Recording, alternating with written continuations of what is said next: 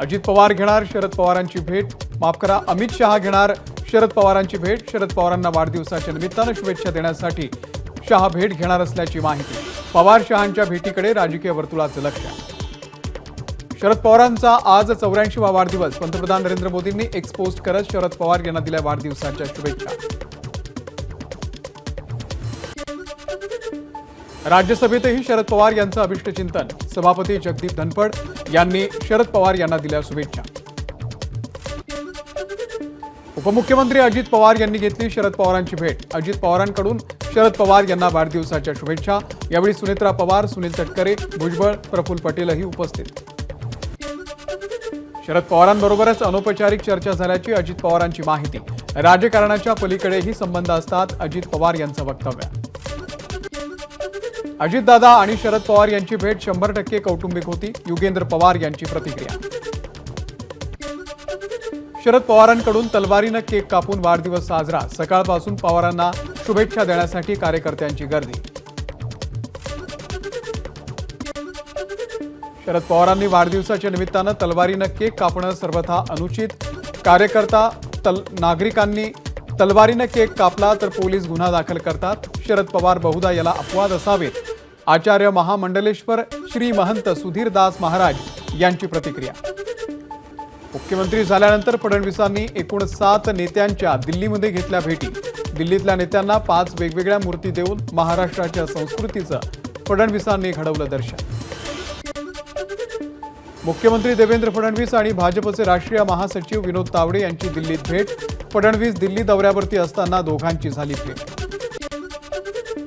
उपमुख्यमंत्री अजित पवार आज दिल्लीमध्ये राज्यसभेचे सभापती जगदीप धनखड यांची शपथ घेतली भेट। एक देश एक निवडणूक विधेयकाला कॅबिनेटची मंजुरी। हिवाळी अधिवेशनामध्ये विधेयक मांडलं जाणार। रामनाथ कोविंद समितीच्या अहवालाला मंत्रिमंडळाची यापूर्वीच मंजुरी। वन नेशन वन इलेक्शन देशासाठी आवश्यक, त्यामुळे खर्च वाचतो। वन नेशन वन इलेक्शनमुळे सर्व राज्याच्या निवडणुका एकत्र झाल्या तर याचा नक्की फायदा होणार, सुधीर मुनगंटीवार यांची प्रतिक्रिया। दिल्लीतील बैठकीमध्ये महाराष्ट्राच्या मंत्रिमंडळाचा फॉर्म्युला ठरल्याची माहिती। भाजपचे 20, शिंदेंचे 12 तर अजित पवारांचे 10 मंत्री होणार। मंत्रिमंडळ विस्तारामध्ये भाजपचाच वरचष्मा राहणार। गृह खातं भाजपकडेच, तसंच अर्थ आणि महसूल खात्यासंदर्भात भाजप राष्ट्रवादीमध्ये चर्चा सुरू। नगर विकास खातं शिवसेनेला मिळण्याची शक्यता, सूत्रांची माहिती। दिल्लीमध्ये प्रफुल्ल पटेल यांच्या निवासस्थानी उपमुख्यमंत्री अजित पवार आणि तटकरेंची बैठक। मंत्रिपदासंदर्भात चर्चा झाल्याची माहिती। राष्ट्रवादीला 7 कॅबिनेट, 3 राज्यमंत्रीपदं मिळण्याची शक्यता। भाजपकडून मंत्रिपद कुणाला मिळणार या संदर्भात निर्णय बाकी। शिवसेनेचे मंत्री एकनाथ शिंदे तर राष्ट्रवादीचे मंत्री अजित पवार ठरवणार। मित्रपक्षांचे मंत्री ठरवण्यात भाजपची भूमिका नाही, सूत्रांची माहिती। अजित पवारांना अर्थ खातं मिळणार नसेल तर सरकारलाही अर्थ नाही। राष्ट्रवादीच्या अमोल मिटकरी यांचं अर्थमंत्रीपदासंदर्भात मोठं वक्तव्य। राज्यामध्ये कायदा आणि सुव्यवस्था ढासळलेली आहे। गृहमंत्रीपद कुणाला द्यायचं ते द्या, पण तात्काळ द्या, एकनाथ खडसे यांची मागणी।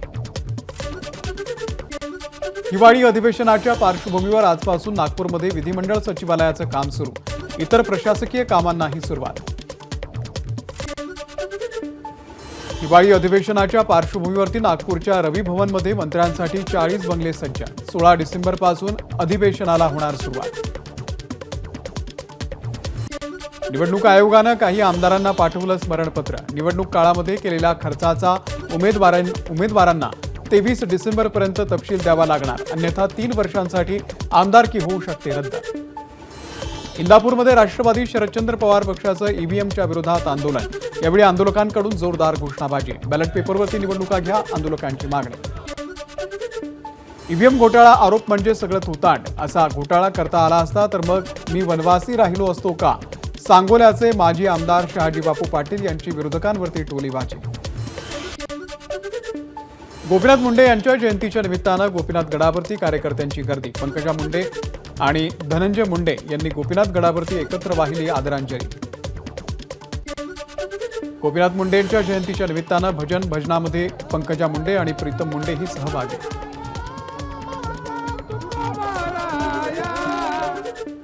अमोल मिटकरी यांच्या गाडीची तोडफोड करणारा मनसे कार्यकर्ता सचिन गालट याचा शिंदेंच्या शिवसेनेमध्ये प्रवेश। अकोल्यामध्ये शिवसेनेचे उपनेते गोपीकिशन बाजोरिया यांच्या उपस्थितीमध्ये केला शिवसेनेमध्ये प्रवेश। शिवसेनेचे माजी ठाणे जिल्हा प्रमुख रघुनाथ मोरे यांचं शनिवारी निधन। उपमुख्यमंत्री एकनाथ शिंदे यांनी घेतली मोरे कुटुंबियांची सांत्वनपर भेट। मोरे परिवाराच्या दुःखामध्ये सहभागी, शिंदेंची प्रतिक्रिया। आचारसंहितेमुळे पेंडिंग असलेले लाडकी बहीण योजनेतील 16 लाख अर्जांची छाननी होणार। सर्व अर्जांची छाननी करून लाभार्थ्यांना लाभ दिला जाणार। आतापर्यंत 2,34,00,000 लाभार्थ्यांना लाडकी बहीण योजनेचा फायदा। मुख्यमंत्री लाडकी बहीण योजनेच्या निकषामध्ये कुठलेही बदल करण्यात आलेले नाहीत। योजनेच्या लाभार्थी महिलांनी मनात कुठलीही शंका ठेवू नका, आदिती तटकरे यांचं वक्तव्य। संतोष देशमुख यांचं हत्या प्रकरणामध्ये फास्ट ट्रॅक कोर्टामध्ये चालवण्याची धनंजय मुंडेंची मागणी। बीडचा बिहार झालाय असं म्हणून बीडला बदनाम करू नका, मुंडेंचं वक्तव्य। देशमुख कुटुंबियांच्या दुःखामध्ये सहभागी, अशी वेळ जिल्ह्यामध्ये पुन्हा येऊ नये। सरपंच संतोष देशमुख यांच्या हत्या प्रकरणावरती पंकजा मुंडेंची प्रतिक्रिया। शरदचंद्र पवार पक्षाच्या खासदार फौजिया खान यांच्या चौकशीची मागणी। फौजिया खान यांच्या वक्तव्यामुळे परभणीत वातावरण खराब होत असल्याचा आरोप। शिवसेना नेते आनंद भरोसे यांची जिल्हाधिकाऱ्यांच्या बैठकीत मागणी। बुलडाण्यामध्ये समतेचं निळं वादळ संघटनेतर्फे जिल्हाधिकाऱ्यांना निवेदन। परभणी घटनेतील संविधानाचा अवमान करणाऱ्या आरोपींची नार्को टेस्ट करण्याची मागणी। परभणीमधल्या हिंसाचाराचा धक्कादायक व्हिडिओ समोर। काल संतप्त जमावाकडून घराखाली उभ्या असलेल्या गाड्यांची झाली होती तोडफोड। परभणीमध्ये हातावरती पोट असणाऱ्या छोट्या व्यापाऱ्यांचे कालच्या दगडफेकीमध्ये मोठं नुकसान।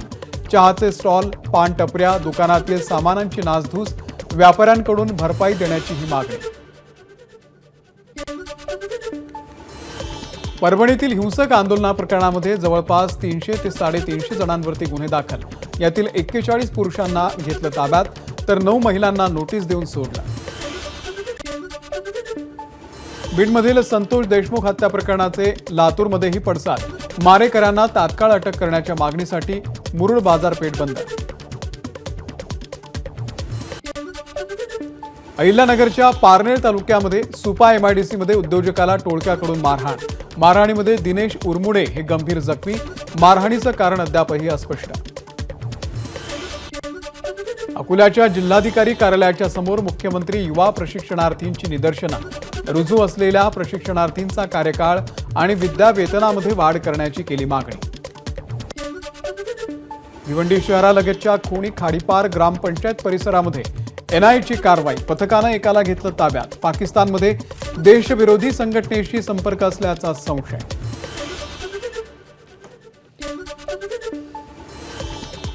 छत्रपती संभाजीनगर शहरामध्ये एनआयची कारवाई। बीड बायपास भागात असलेल्या मदरशामधून 22 वर्षीय तरुण ताब्यात। या तरुणाकडून 3 मोबाईल जप्त। एनआयच्या टीमकडून अमरावतीमध्ये 1 जण ताब्यात। अमरावतीच्या छायानगर परिसरात कारवाई। हा युवक पाकिस्तानच्या संघटनेच्या संपर्कात असल्याची माहिती।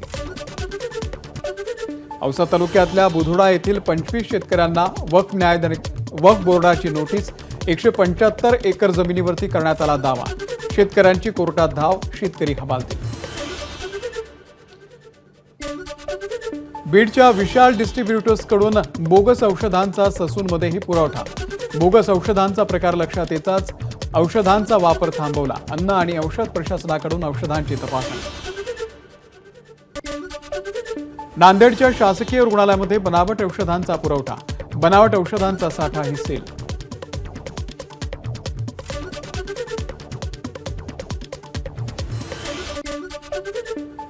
नंदुरबारमध्ये बालमृत्यू हा चिंतेचा विषय। गेल्या 7 महिन्यात 6 वर्षांपर्यंतच्या 398 बालकांचा मृत्यू। शासकीय आकडेवारी समोर। शासकीय कर्मचाऱ्यांना मिळणार भाऊबीजेची सुट्टी। दरवर्षी मिळणाऱ्या एकूण 24 सुट्ट्यांमध्ये आता आणखी एका सार्वजनिक सुट्टीची भर।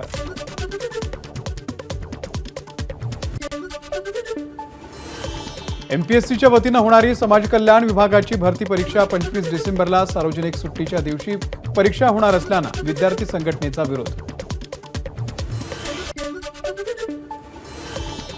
ठाण्यामध्ये रंगणार उपवन फेस्टिवल 10, 11 आणि 12 आणि 13 जानेवारीला मेळाव्याचं आयोजन. दिग्गज कलाकारांच्या सुरांनी बहरणार ठाणे शहर. 2022-2023 मध्ये एसटी बसचे 283 अपघात, 343 लोकांनी गमावला जीव. यंदाच्या वर्षात नोव्हेंबरपर्यंत 2286 अपघातामध्ये 201 लोकांचा मृत्यू तर 334 लोक जखमी. नाशिक जिल्ह्यामध्ये येत्या 9 महिन्यांमध्ये 120 बस अपघातात 22 जणांचा मृत्यू.